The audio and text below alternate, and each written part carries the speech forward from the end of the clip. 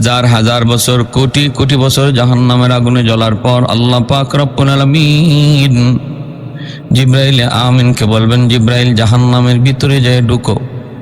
একজন মানুষ আমি আল্লাহকে ইয়া হান্নানু ইয়া মান্নানু বইলা ডাকতেছে, ইয়া হান্নানু ইয়া মান্নান কয়া ডাকতেছে। যাও যায় তারে জিজ্ঞেস করো কেন আমাকে ডাকে। জিবরাইল আমিন জাহান্নামের ভিতরে তিনি ঢুকবেন। ঢুকে জিবরাইল দেখবেন, আওয়াজ শুনতে পান, কিন্তু মানুষ তিনি দেখেন না। মানুষের কোনো আকার আকৃতি নেই। হাজার হাজার কোটি কোটি বৎসর জাহান্নামের আগুনে জ্বলার পর ওই মানুষটার মানুষের আকৃতি নাই, কয়লার টুকরা হয়ে গেছে। নাক মুখ তার চেনা যায় না, হাত পা গুলি তার চেনা যায় না। জিবরাইল আমিন বলবে, মালিক আওয়াজ তো আমিও শুনতে পাই, কিন্তু মানুষ তো দেখি না, মানুষ তো দেখি না। আল্লাহ পাক বলবে, জিবরাইল তুমি বের হয়ে আসো। জিবরাইল আমিন তিনি বের হয়ে আসবেন। জিবরাইল আমিন জাহান্নামে ঢুকছেন, কিন্তু মানুষ দেখেন না, আওয়াজ পান। মানুষ দেখবেন কি করে? মানুষের আকৃতি নাই, কয়লার টুকরা, একটা কয়লার টুকরা হয়ে গেছে। তখন আল্লাহ বলবেন তুমি বের হয়ে আসো। আল্লাহ নিজের হাত জাহান্নামের ভিতরে ঢুকাইয়ে দেবেন, ঢুকাইয়া আল্লাহ উঠাইবেন। আবে হায়াতের পানি দিয়ে ধোয়ার পরে মানুষের আকৃতি বের হবে। তখন আল্লাহ জিজ্ঞেস করবেন কেন ডাকো? আল্লাহ শুনছি তোমার নাম রহমান, আল্লাহ একটু রহম করবা না, একটু দয়া করবা না? আল্লাহ আমার জাহান্নাম থেকে বের করে দাও, এটা বলি কেমনে, এই কথা বলবো না, আমার দরজার কিনারায় রেখে দাও। আল্লাহ তখন বলবেন ঠিক আছে যাও, দরজার কিনারায় রাখলাম। এই দরজার কিনারায় আসবে, আসার পর কিছুক্ষণ পরে আবার আল্লাহকে ডাক শুরু করবে, আল্লাহ আমারে তুমি যে জায়গায় রাখছো এই জায়গাটা দরজার কিনারা, এই জায়গা যেমন দরজার পাশ, ওই জায়গাটাও দরজার পাশ। আল্লাহ তুমি আমাকে এই পাশে না রেখে ওই পাশে তো রাখতে পারো, তোমার নাম তো রহমান। আল্লাহ পাক বলেন ঠিক আছে রাখতে তো পারি, কিন্তু দরজার এই পাশ আর ওই পাশে বেশ কম আসেনি না? নাই, আছে। আল্লাহ পাক বলবেন ঠিক আছে নাও, তোমাকে দরজার ওই পাশেই রাখলাম, কিন্তু ওয়াদা করো এরপরে আর কিছু চাইবা না।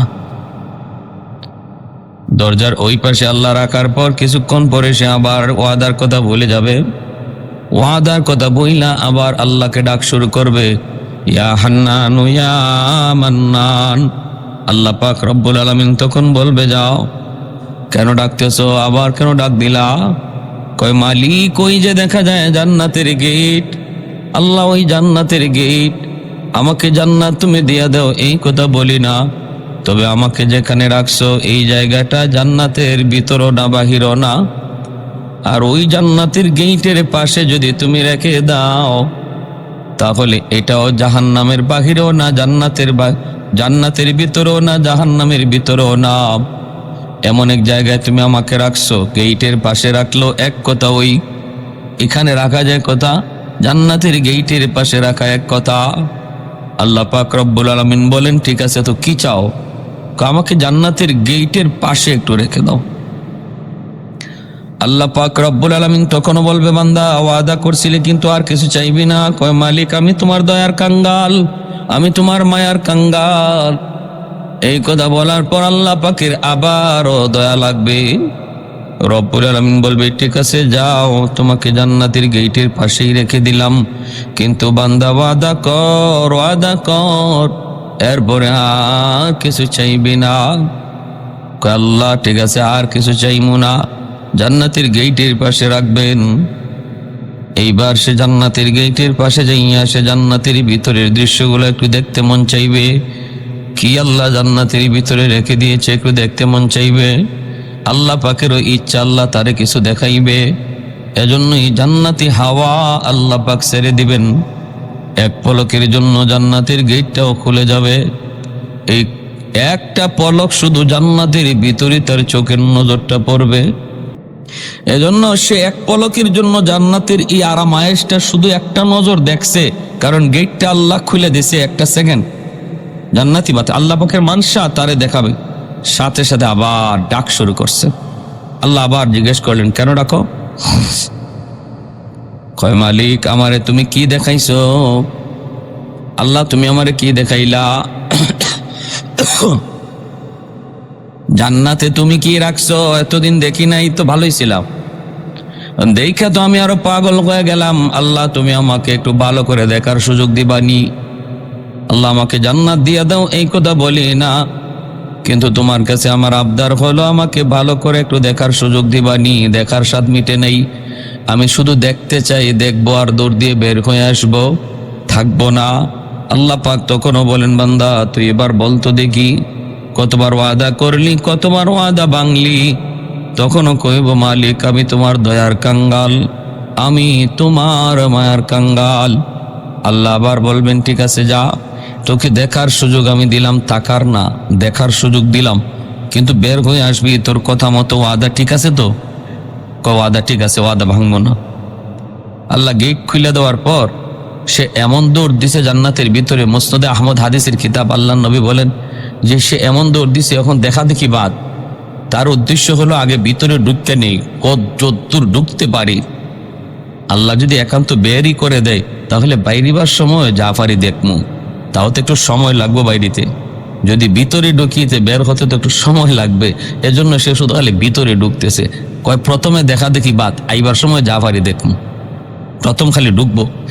এখন আল্লাহ পাকও বুঝতেছেন যে এত উদ্দেশ্য ভালো না, খালি ভিতরে ঢুকে। তখন আল্লাহ দিছেন ধমক, বান্দা থাম। থামছেন।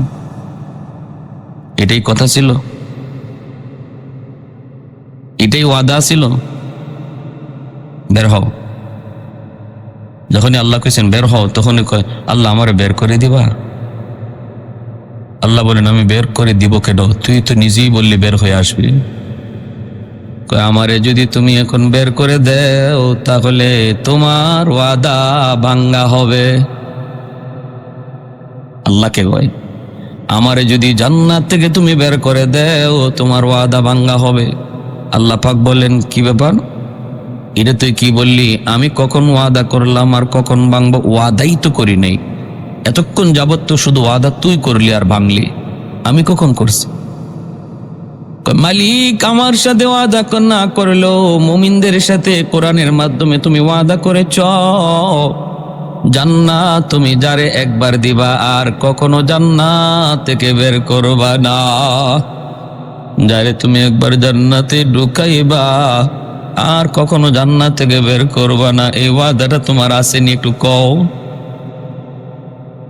আল্লাহ পাক কয়, আমার এই ওয়াদার খবর তুই জানলি কেমনে? কয় আল্লাহ শুনছি আলেমদের জবানে, তুমি যারে একবার জান্নাত দিবার বের করবা না, আমি তো কোনো না কোনো সুরতে জান্নাতে ঢুকে পড়েছি, এখন যদি আমাকে জান্নাত থেকে বের করে দাও তোমার ওয়াদা ভাঙ্গা হয়। আল্লাহ পাক তখন কুদরতি মুস্কি হাসি হাসলেন, যেরকম সুবহানাল্লাহ।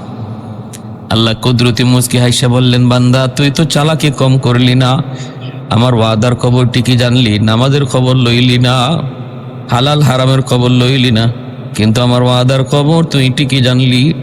নে আমার ওয়াদা তুই জানছো, যা জানছো এটা ঠিক জানছো, আমি যারে জান্নাতে একবার ঢুকাই আর বের করি না। যেরকম সুবহানাল্লাহ।